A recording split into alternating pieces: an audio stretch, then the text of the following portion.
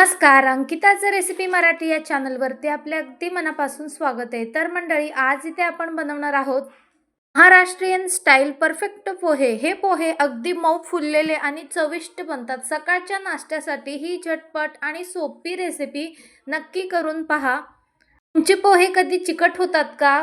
आज मी दाखवणार आहे अशी महाराष्ट्रीयन स्टाईल परफेक्ट पोहे रेसिपी. एकदम मऊ आणि फुललेले.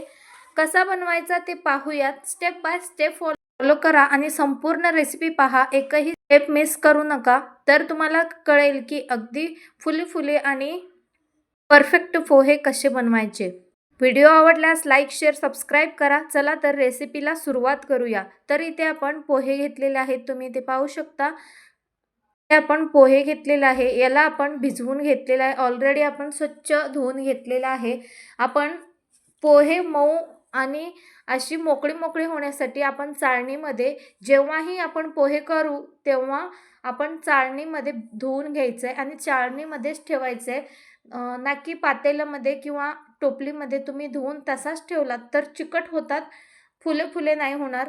तर ही एक ट्रिक आहे की चाळणीमध्ये आपण पोहे भिजवून घेतले तर एकदम फुले आणि मऊ असे होतात.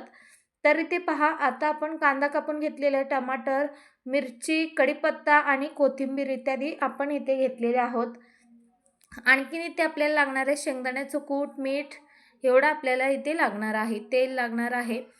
तर इथे पहा मंडळी, आता आपण इथे कढई ठेवून घेतलेली आहे. संपूर्ण भाज्या आपण कापून घेतलेल्या आहेत. बनवण्यासाठी 2 कांदे, 1 टमाटर, 2 मिरच्या आणि कोथिंबीर बारीक चिरलेली स्वच्छ धुवून घेतलेली आणि कढीपत्ता 1-2 काड्या तर इत्यादी आपण घेतलेल्या आहेत. तुम्हाला यामध्ये आवडत असल्यास तुम्ही जिरे फोडणी देऊ शकता. तर इथे जिरे मोहरे न घालता पोहे बनवत आहे, कारण आमच्या मुलांना आवडत नाही. जर तुम्ही खात असाल तर जिरे मोहरे नक्की टाका, कारण एकदम भन्नाट अशा होतात. मोहरीने तर एवढी पोहेची चव दुप्पटीने वाढते. तर आता सुरुवातीला मिरची घालून घेतलं, मिरचीनंतर कढीपत्ता घालून घेतलं. कढीपत्ता घातला की लगेचच आपण कांदाही घालून घ्यायचा आहे. कांदा घालून व्यवस्थित परतून घ्यायचं आहे. कांदा कच्चा राहता कामा नये. कांदा जेव्हा नाश्त्यामध्ये घालतो त्यावेळेस कच्चा राहू द्यायचं नाही, नाहीतर नाश्त्याची चव एकदम बिघडून जाते. त्यामुळे व्यवस्थित म्हणजे परफेक्ट असे शिजवून घ्यायचे. तर इथे मस्त अशी कांद्याला फ्राय करून घेऊयात 2 ते 3 मिनटासाठी. अगदी झटपट आणि पटकन बनणारी ही महाराष्ट्रीयन स्टाईल पोहे रेसिपी आपण इथे बनवत आहोत. मंडळी, तुम्हालाही आवडतात का अशी पोहे? नक्की कमेंट करून कळवायला विसरू नका. आणि ही रेसिपी तुम्ही कोणत्या राज्यातून, जिल्ह्यातून पाहताय नक्की कमेंट करून कळवा मंडळी. तर पहा, एकदम परफेक्ट आणि फुली पोहे बनवायचा कसा. तर आता आपण यामध्ये टमाटर घालून घेतलेलं आहे, तेही मस्त अशी परतून घ्यायचं. कांदा लालसर असं झालं की पटकन त्यामध्ये टमाटर घालून घ्यायचे. टमाटर घालून व्यवस्थित शिजू द्यायचे. भाज्या व्यवस्थित शिजवून घेतल्या तरच आपला पोहे एकदम उत्तम आणि परफेक्ट होतो. आणि यामध्ये थोडंसं मीठ घालून घ्यायचं. भाज्यामध्ये थोडंसं आपण मीठ घालून घेतला तर भाज्याची चव वाढते आणि पोहेही एकदम भन्नाट लागतात. नाश्ता कोणताही असो, जसा उपमा असो, शेवयाचा उपमा असो, पोहे असो, ह्या सगळ्या नाश्त्याला जेव्हा आपण भाज्या परतून घेतो त्यावेळेस थोडासा मीठ घालायला कधीच विसरू नका. त्यामुळे नाश्त्याची चव वाढते.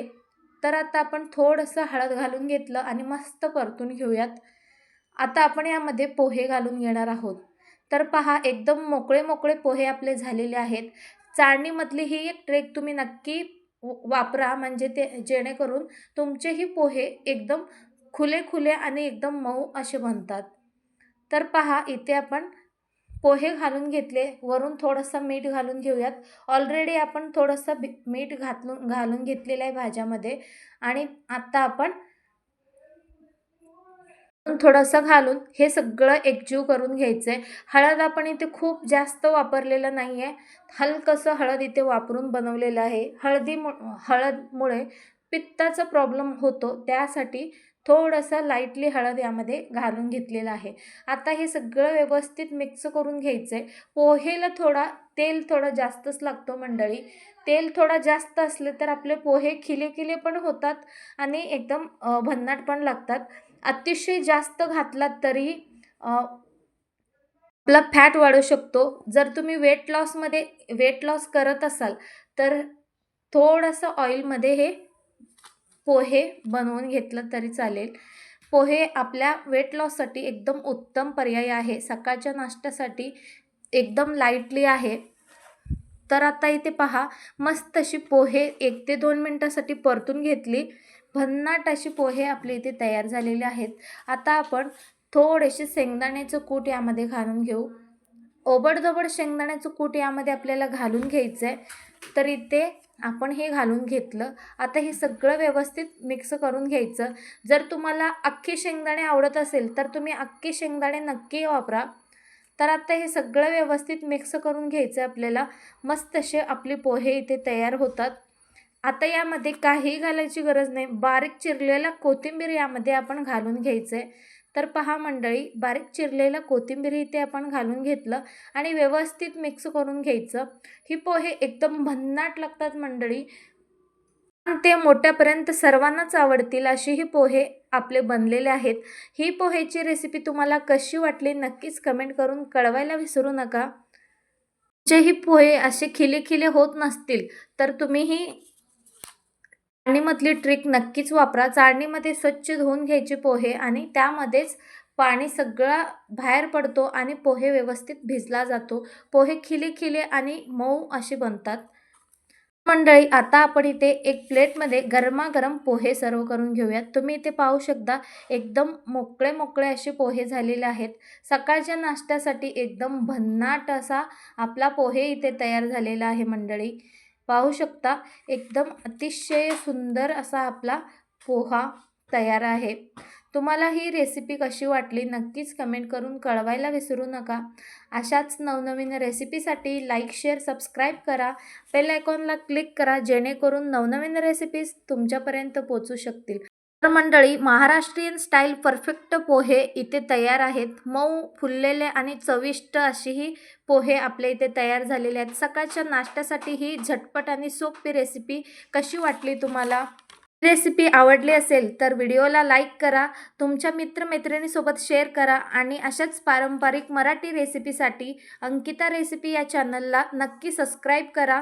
पुढची कोणती रेसिपी पाहायची आहे ते कमेंटमध्ये जरूर सांगा, जेणेकरून त्यावर आम्ही व्हिडिओ बनवायचा प्रयत्न करू. तर मंडळी, व्हिडिओ शेवटपर्यंत पाहिल्याबद्दल खूप धन्यवाद. आणि ही रेसिपी तुम्ही कोणत्या राज्यातून, जिल्ह्यातून पाहताय नक्कीच कमेंट करून कळवा. चला तर भेटूयात पुढच्या रेसिपीमध्ये. तोपर्यंत खात रहा, स्वस्त रहा. भेटूयात नेक्स्ट रेसिपी. Bye bye.